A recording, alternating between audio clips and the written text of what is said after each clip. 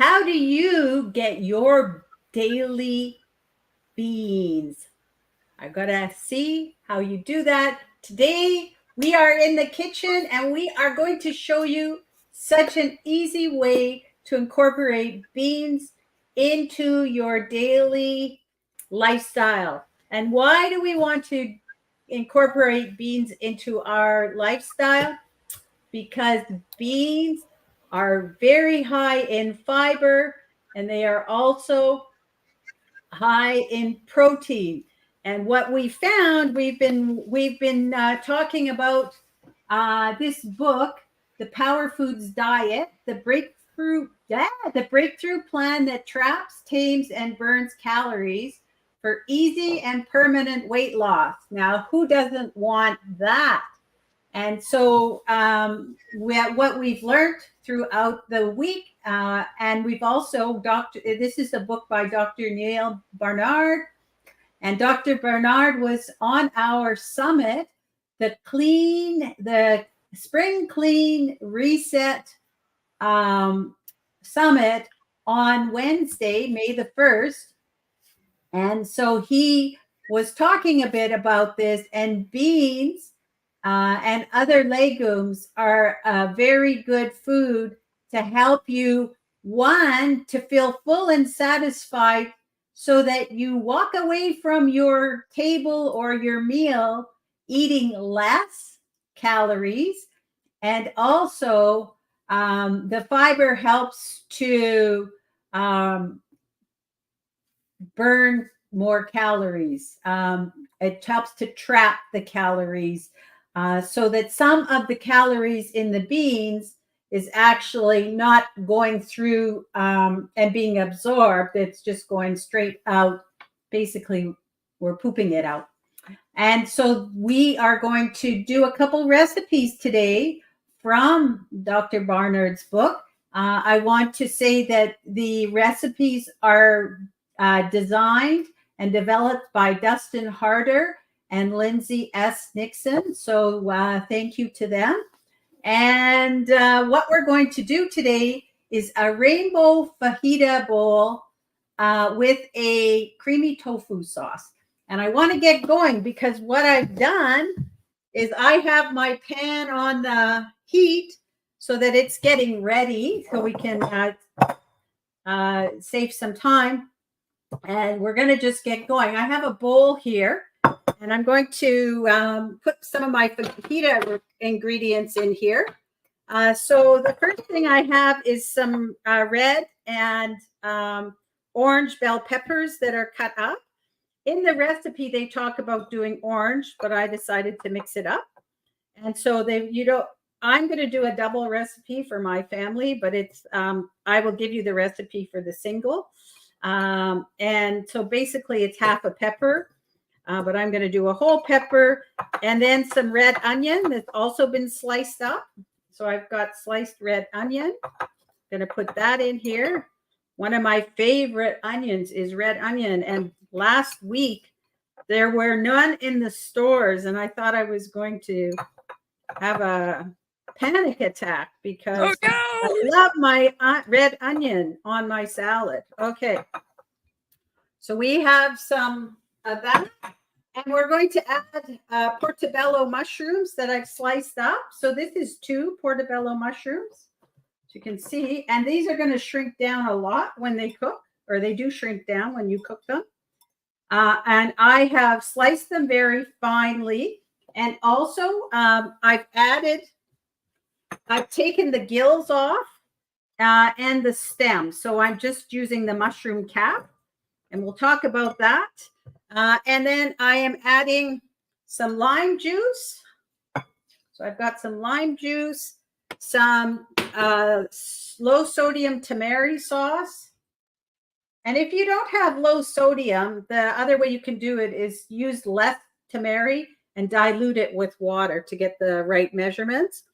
And then I'm going to add some taco spice, and we'll talk about this as well, or fajita spice. And I am using my own blend that I've put together. Well, we could talk about that when we're cooking a little bit. So I'm just going to add some spice in here. You can use the packaged spices if you want. And then we're going to just take this off the heat. I'm going to add, oops, I forgot. I was going to add some corn. So this is frozen corn. It's the organic, non-GMO. And I just thawed it out. That's all I did. All right. And so what I'm going to do is blend it up so we get all of the liquid kind of into these veggies. And we're not using any oil. The liquid is going to be kind of what's going to keep it in the frying pan. We're going to just fry this up once we get that. So it's all blended. And we are going to put this into the frying pan that I've been heating up. So hopefully it's not too hot. But it should be hot. But anyway, we should get a sizzle. Yeah, a little bit of sizzle.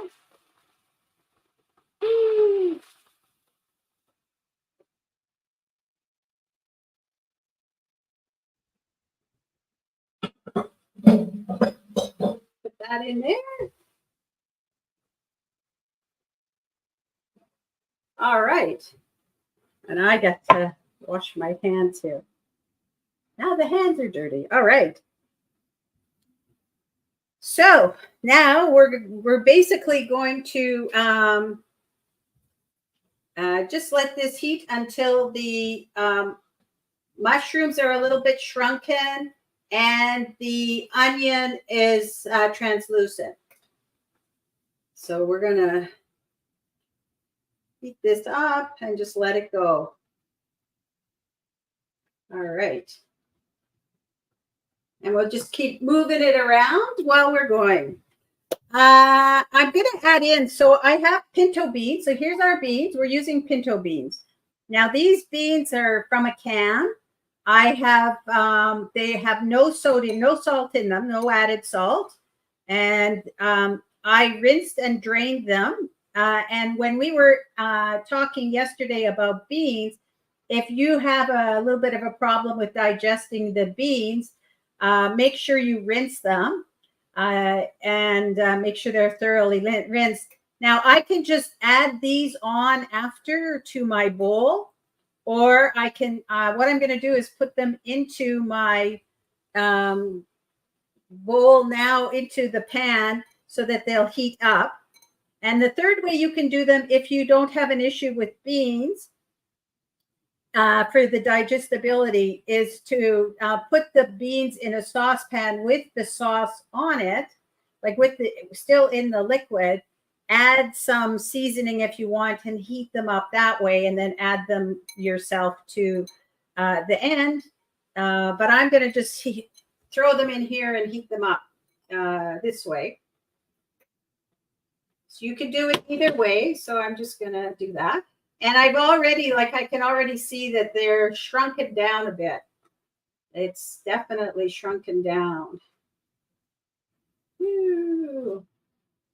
Kathy, we need the smell-o-meter here. I always get hungry. I wish you could smell. It smells delicious. All right. And we're just going to keep that going. While that is going, we are going to make our sauce. All right. And then our sauce is actually made from silken tofu. Yes, so it's very easy to make. We have our trusty blender, our Vitamix here, which is, I feel is a staple. It doesn't have to be a Vitamix, but it does have to be a high-speed blender. Because we do, when you're eating plant-based, there's a lot of stuff you're going to be using the blender for. And if your blender is only, you know, not so well, you're going to get frustrated if it can't make things smooth, you know, like if you're using cashews or nuts, even the tofu. So this tofu is the silken tofu. And the one I'm using is a soft. It comes in 3 flavors. Not 3 consistencies, at least in my store. And that is soft, which I have here, firm, and then they have extra firm. And what's the difference between silken tofu and regular tofu? It's the consistency. So there's more liquid in the silken tofu, and it's not going to, like, when I take this out of the package, it kind of falls apart. You won't get that with regular tofu, especially the firm or extra firm. It'll stay in the brick, and you can cut it and everything. This one, it's much softer. It's more custardy. So I've got the tofu. I'm going to add some lemon juice, some nutritional yeast, and I've got some onion powder here. You can add onion powder, or you can add a garlic powder. I'm going to use real garlic just to kick it up a notch, of course. So I have my real garlic there. And that's it. Now you can add salt and pepper to taste.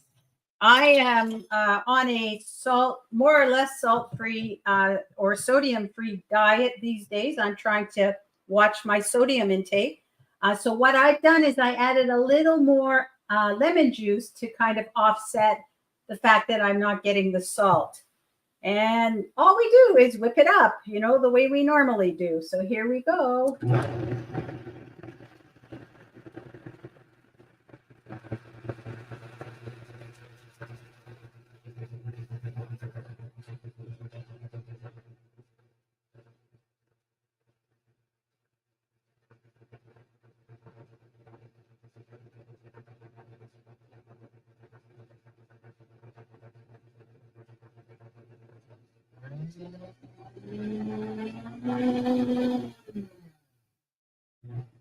And this blends really easy because it's so soft. You can use the firm or extra firm. And if you're using that, you may want to just put a little bit of soy milk or some other nut milk in to give, if you need to, for the consistency. But for me, this is perfect with the soft one. I'm just going to blend it a little bit more.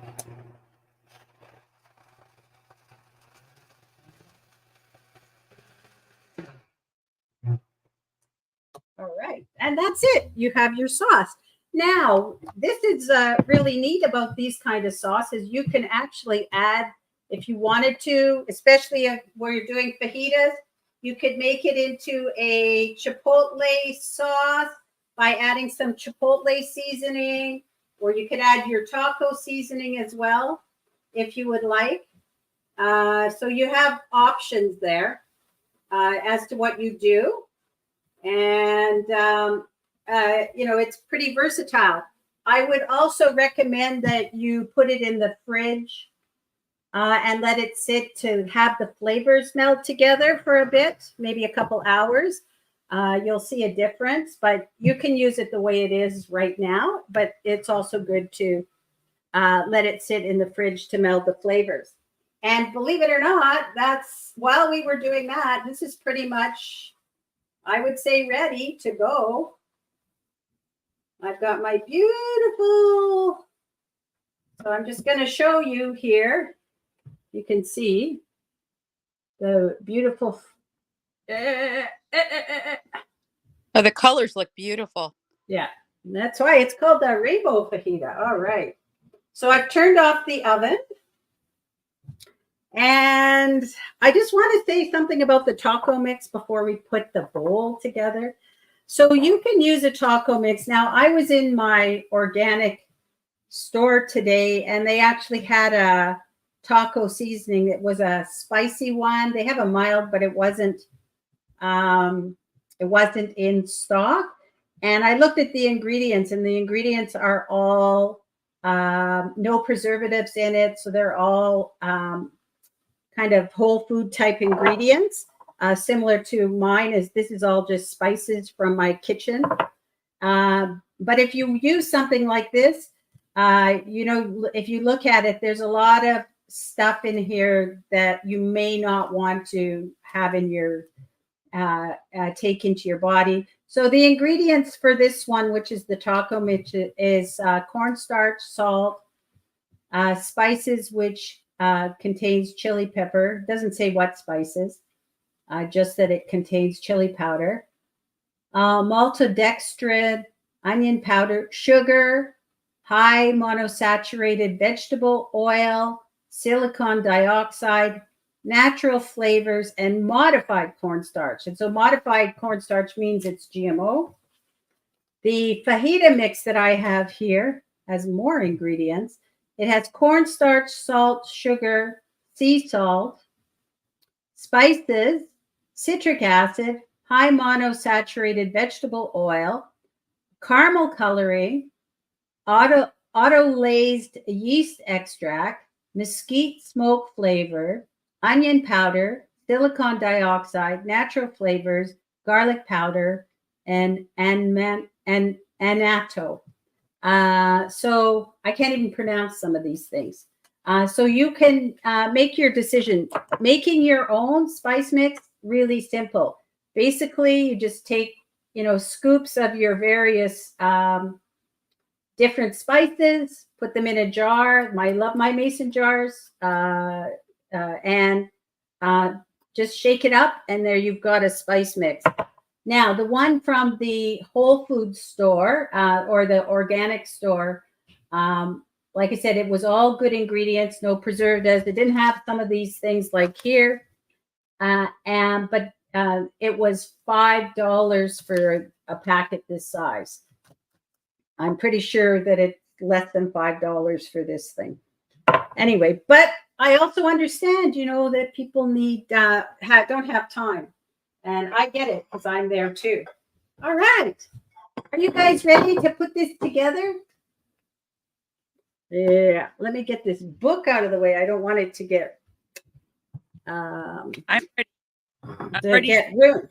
So I just brought out a couple of bowls. So I love these bowls. I mean, they're my favorite. I don't even use plates myself. I got them at my supermarket. They have these beautiful, things. So this one is got about a 3-inch, 2 inches, I guess, depth. And they're kind of nice. And this one is a little shallower, but it's a bit bigger. And today I feel like this would look good on a black plate. So I'm going to use the black plate for this one. All right. And you can add, here we're going to get our garnishes that we have out here to add to it. All right. So we're going to start with some romaine lettuce that I've cut up. Pretty simple. So I got a romaine lettuce, and it's good to get our greens in every day. And I'm going to add some red cabbage that I've chopped up here. And I'm just going to, just that looks beautiful. Gotta say, just that on its own. Doesn't that look beautiful? You can tell I like my veggies. All right. And so then we can add, I have some rice. So I've got some brown rice that I cooked up. So I cooked this yesterday and I just heated it up in the oven. I'm just going to put that in the middle here. Ooh. So I just put it on a parchment paper. I'm going to stick that in the middle. This rice is optional. This is brown rice. And it's so easy to make rice if you have a rice cooker.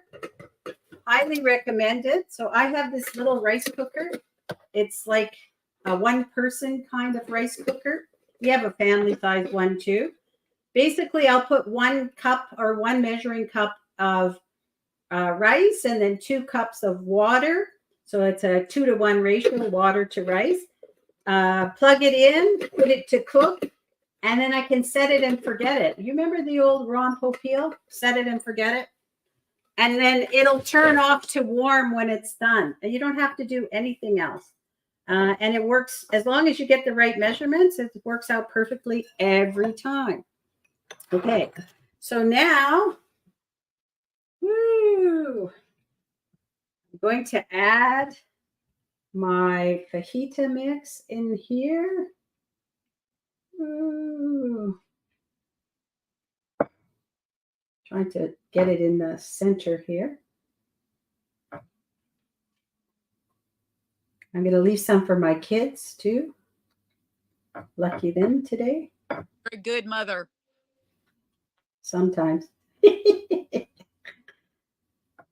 Have to ask them. Okay. All right. I have my mix. I'm going to add some, I've got some red, I cut up some, these are grape tomatoes. You could do cherry tomatoes. Sometimes it's hard to find the cherry tomatoes in our supermarket. So I've got grape tomatoes. They're pretty similar. I'm just going to throw those on. I have some, I have some green onion as well, but I'm going to put my sauce on first. So I've got my tofu sauce. This is all optional, but I've got it here and I've got it in a squirt bottle so I can just squirt it on. Whee! And add some green onion. And now I have a lunch or a dinner. Voila! This is the Rainbow Fajita Bowl from this book here, The Power Foods Diet. And it's got the creamy tofu sauce on it. All right. And again, I just want to shout out to Dustin Harder and Lindsay S. Nixon as the developers of this recipe. So I hope that you have a chance to try it. Again, it's really easy to make.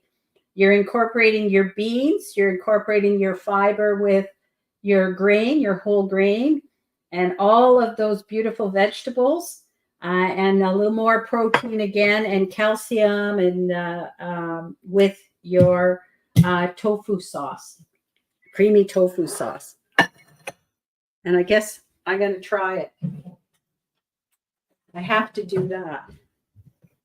Ooh, I want the mushroom.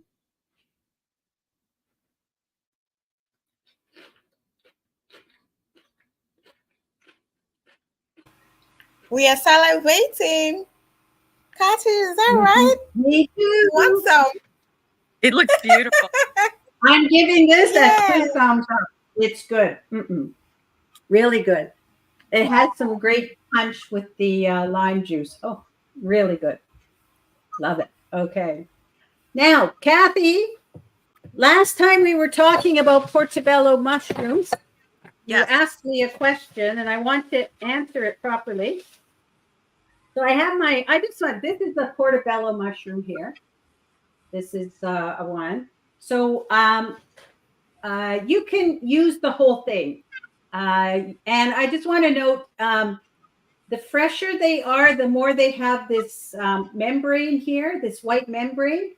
If you see it with the white membrane covers the whole thing, that is super fresh. And as they sit around, the membrane starts to dissolve. So this one is pretty fresh because it still has some of the membrane. And the ones that are older will have no membrane and start to look shriveled up. Now, I sometimes, depending on the mushroom, I will use the stem as well. It can be woody, but that you kind of can tell depending on how fresh the mushrooms are. And I also do take out the gills that are inside, the browny, dark brown. And the reason you don't have to, you are welcome to use them. The reason I take them out and most people take them out is because they really turn your dish quite dirty brown. And so it's more from an aesthetic perspective that people will take out the gills. And so I'll scrape them out with a spoon, take off the caps, scrape them out. And then I just give it a light wash under the sink. I run it under water very lightly and just rub it. But I don't soak it in water because when you soak, you can just dust them off. But I find it's fine. mushrooms are highly absorb a lot of the liquids. So you will find that your mushrooms will absorb the water if you soak them in water. And it just kind of will ruin the flavor of the mushrooms. But just to kind of run it quickly under the water and just kind of make sure you get all the little particles of dirt off of it, it's fine. I find it works fine. So that's your portabello mushroom. Any questions? I do. I do. Well, first I have a comment. So I was thinking that I need to get a new mattress. And I'm thinking about this and thinking about this. And then when you started talking about the tofu firm, extra firm, and soft, I'm like, this could be a sign. This could be a sign from the universe that I definitely need a new mattress. It just made me giggle. And the second one is the sauce. How long, the sauce that you just made, how long does something like that last? I think it's usually it's 1 to 2 weeks, depending on the sauce. I would say that tofu has a decent sustaining power. I would say at least a week. You might be able to stretch it longer than that, but let me check and see if they have that in here, because I don't remember reading that.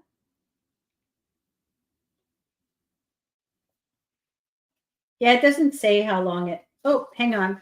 I'm looking at the wrong one. Yes.